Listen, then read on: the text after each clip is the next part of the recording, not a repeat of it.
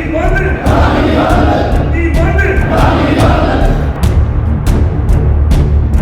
मजदूर एकता जिंदाबाद, किसान मजदूर एकता जिंदाबाद।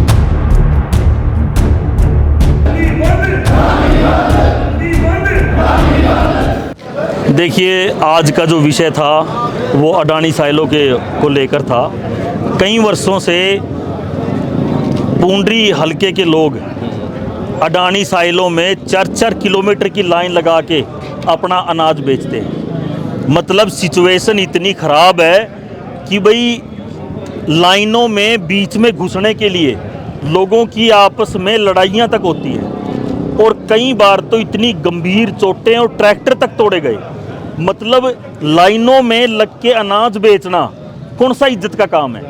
जब किसान 6 महीने दिन रात मेहनत करके इस देश का पेट पालता है तो उसको सरकार के पास का इतना भी सिस्टम नहीं है कि कम से कम उसके अनाज को सम्मानजनक ग्रहण तो कर लें। पहले ही रेट बिल्कुल कुछ नहीं है फसल का, पहले ही किसानों को अपनी रोज़मर्रा की ज़रूरतें पूरी करने के लिए बहुत दिक्कतों का सामना करना पड़ रहा है। लेकिन चलो उसके बावजूद भी जब किसान अपनी गेहूं को लेके अनाज को लेके मंडी में जाता है वहाँ तो कोई व्यवस्था हो। 15 साल से ये अडानी साइलो यहाँ पर है। 15 साल में आज तक ये व्यवस्था भी नहीं कर पाए कि भाई कम से कम कहाँ ट्रैक्टर खड़े होंगे, कहाँ किसान बैठेंगे, कहाँ किसान पानी पिएंगे, खाना खाएंगे। 3-3 दिन तक यहाँ पर लाइनों में लग के किसानों को अपना अनाज बेचना पड़ रहा है। और उसके बाद की बात आपको बताता हूँ कि भाई जो छोटा जमींदार है, जो छोटा किसान है, उसको ट्रैक्टर ट्रली किराए पे लेनी पड़ती हैं और किराए पे उनको 3-3 गुना ज़्यादा किराया देना पड़ता है क्योंकि 2-2, 3-3 दिन यहाँ पे लाइन में लगना पड़ता है। और उसके बाद जब किसान कैसे भी करके लाइनों में लग के साइलों तक पहुँचता है तो बहुत से किसानों को ये कह दिया जाता है कि इसमें तो मॉइस्चर ज़्यादा है, इसको वापस ले जाओ। आपको मैं पत्रकार महोदय एक चीज़ बताता हूँ, जब शुरुआत में अडानी में गेहूँ गिरनी स्टार्ट भी नहीं हुई थी तब यहाँ की मैनेजमेंट, यहाँ का स्टाफ लोगों के घरों में गांव-गांव घूमकर हाथ जोड़कर भीख मांगता था कि भाई हमारे यहाँ आप अनाज गेर दो।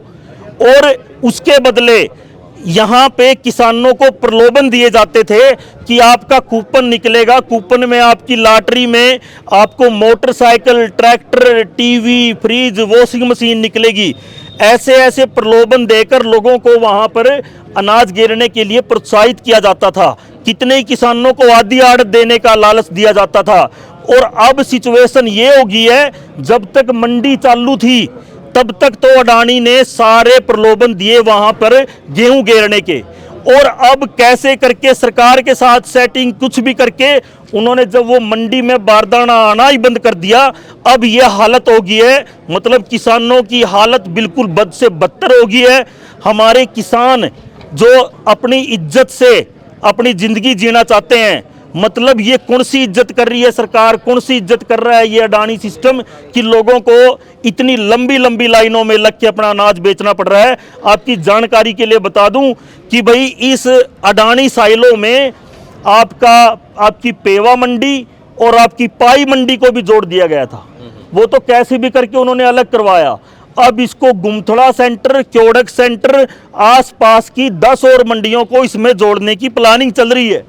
तो आप ये सोचिए कि इतनी मंडियां अगर बंद हो जाएंगी, बारदाना आना बंद हो जाएगा तो ज़्यादा नहीं तो 10-15 हज़ार तो मजदूरों का रोजगार चला जाएगा, जिनके पेट में बेचारों को में रोटी जाती थी मंडियों की वजह से, वो बेरोजगार हो जाएंगे और किसान सड़कों पर आ जाएंगे।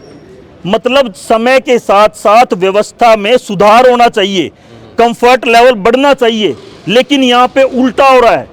पहले मतलब कंफर्ट था, अब सबको लाइनों में लगा दिया गया है।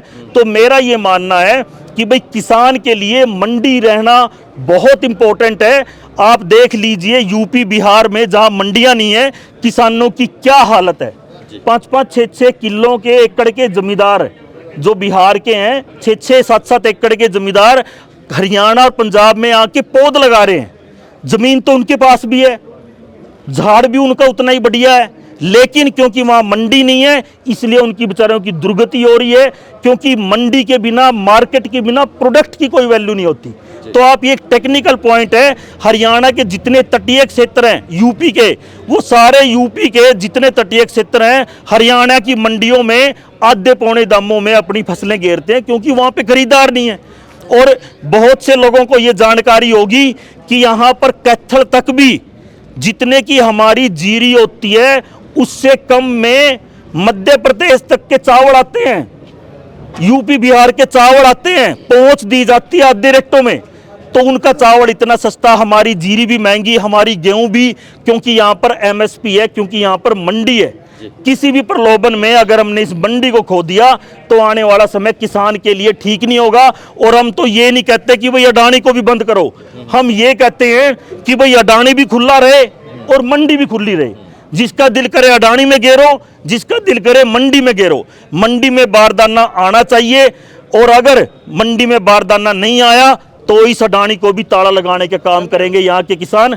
आज की महापंचायत में जो बुजुर्गों द्वारा एक फैसला लिया गया है कि आने वाली 13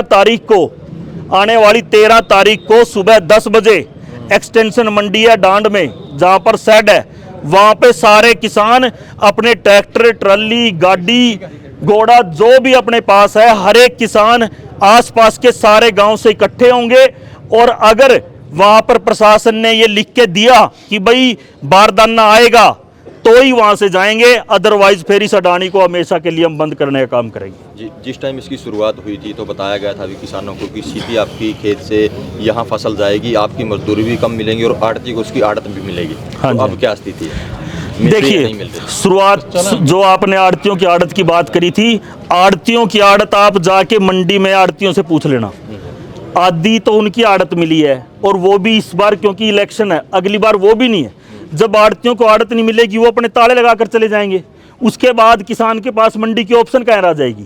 जबकि किसानों के पास मंडी की ऑप्शन भी होनी चाहिए, अडानी की भी होनी चाहिए। मैं तो कहता हूँ कुछ ना कुछ और एफर्ट का कोई सेंटर खुल जाए ताकि किसानों की उसमें वैल्यू बने।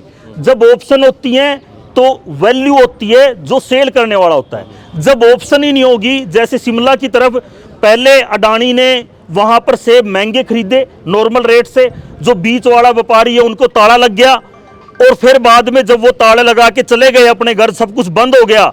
अब उनको कहा जाता है भाई आपका सेब तो छोटा है, आपके सेब में तो चमक कम है, आपके सेब में तो नरमाई है। अब उनसे नॉर्मल रेट से भी आधे रेट में ले रहे हैं, और जिन्होंने नहीं देने सेब उनको कह देते हैं भाई वो पड़ा अपना हुए आप दिल्ली जाके बेच लो। क्या करेगा किसान? तो वही चीज हरियाणा में होने जा रही है, और इसकी शुरुआत जो पूंडरी में हुई है, अभी पूंडरी में सबसे पहले मंडियां खत्म की जा रही हैं। तो पूंडरी के किसानों ने अब ये ठान लिया है कि हम मंडी को खत्म नहीं होने देंगे, अडानी भी रहना चाहिए, मंडी भी रहनी चाहिए। ये बिल्कुल हमारी जायज मांग है, और जायज हक हम नहीं छोड़ेंगे, चाहे दुनिया इधर की उधर हो जाए। जो ये मुद्दा उठाया है भाई विकास ने, ये सिर्फ नए विकास का मुद्दा है, ये पूरे के पूरे इस इलाके के किसानों का, मजदूरों का, व्यापारियों का विकास एक पूरे इस इलाके की आवाज़ है। और इसके अंदर 100 के 100% किसान, मजदूर और व्यापारी इस अडानी की समस्या से काफ़ी लंबे समय से पीड़ित हैं, और इस आवाज़ को लामबंद करने के लिए एक प्लेटफॉर्म नहीं मिल रहा था, और सरकार और ये अडानी उनकी समस्याओं की तरफ लंबे समय से कोई ध्यान नहीं दे रहा है। किसानी का जीवन समय के साथ अच्छा होना चाहिए। जो मंडियों का व्यवस्था थी वो सरकार की एक अच्छी व्यवस्था थी, इससे किसान का जीवन सुलभ हुआ था। अपनी उपज को यहाँ पर ला कर के वो बेच सकते थे, वहाँ पर बैठने की, उनके खाने पीने की, मान सम्मान की ठीक व्यवस्था थी। लेकिन अडानी ने किसानों को सड़कों पर ला करके खड़ा कर दिया है। ये सड़कों पर एक लाइन में और इंतज़ार के लिए, और 4-4, 5-5 दिन लाइनों में किसान को खड़े रहना, भूखे प्यासे वो खड़े रहते हैं। उनके सोने का, बैठने का, ठहरने का, मान सम्मान का कोई भी, जो हमारी संस्कृति है, बड़े गाँव के अंदर दूसरा भाई भी अगर अतिथि आता है, चाहे कोई अपरिचित भी हो, हमारी संस्कृति ये है, उसको बड़ी इज्जत से किसी के भी घर कोई जाता है पहले बिठाया जाता है, फिर उसको चाय पानी दी जाती है, अच्छी प्रकार से इज्जत दी जाती है। हमारी ये संस्कृति और किसानी के ऊपर भी कुठाराघात है। एक व्यक्ति हमारी इस भारतीय संस्कृति और हरियाणा की संस्कृति को हमारे ही घर में आकर के हमें अपने ही भूमि के ऊपर सड़कों पर खड़ा कर रहा है, अपमानित कर रहा है। 20-20 घंटे धूप में वो अच्छे मौजिज व्यक्ति अपनी उपज के लिए, जिसको खुद किसान पैदा करता है, जिसको लेना तो चाहिए हाथ फैला करके सरकार को और इस देश को जो पेट भरता है अन्न, लेकिन उसको अपमानित करके सड़कों पर खड़ा करके और उसको इंतज़ार करवा के उसकी उपज को ली जाती है। ये व्यवस्था अच्छी नहीं है। इसमें एक खुद अडानी जैसे वो अपने आप को भारत का पहले दूसरे आयाम का आदमी मानता है, लेकिन वो अपने किस प्रकार से बड़े बुजुर्गों को, किसानों को, मजदूरों को अपमानित कर रहा है। वो भूखे प्यासे इतने सालों से यहाँ खड़े रहते हैं। ये एक बड़े ही दुख की बात है। इसमें और हम ज़्यादा नहीं कहना चाहते। ये आप थोड़ी बातों में हमारी सारी बातें समझ चुके होंगे। और 13 तारीख को सभी इस इलाके के अंदर हम यहाँ पर सारा प्रचार प्रसार भी कहेंगे, सारे किसानों तक आवाज़ भी पहुँचाएंगे। आज भी भारी संख्या के अंदर यहाँ पर राधा कृष्ण धर्मशाला यहाँ डांड के अंदर सभी वर्गों के लोग पहुँचे हैं और सभी की ये आवाज़ प्रशासन तक भी पहुँचाएंगे। और सभी 13 तारीख को लामबंद होकर के हम इस आंदोलन को आगे का मूवमेंट देंगे। और ये हमारी जायज़ मांग को सरकार को बहुत ही संकेत से ही समझ लेना चाहिए, नहीं तो इस जायज़ मांग के लिए हमें संघर्ष भी करना पड़ेगा, आंदोलन भी करना पड़ेगा और आगे जिस भी दायरे तक हमें जाना पड़ेगा हम अपने भाइयों की लड़ाई के लिए लड़ेंगे। देखिए सर, मैं आपके मीडिया के माध्यम से एक बात कहना चाहूँगा, किसान किसी भी राजनीतिक पार्टी में नहीं आता है। और ये जो आज का आपने माहौल देखा है, ये किसी राजनीतिक पार्टी से संबंधित नहीं था, ना इसमें कोई मेन। चलो एक मौका है हमारे पास, अभी इलेक्शन नज़दीक हैं तो थोड़ा राजनीतिक का दबाव भी हम सोचेंगे कि इस अडानी साइलों पर पड़े।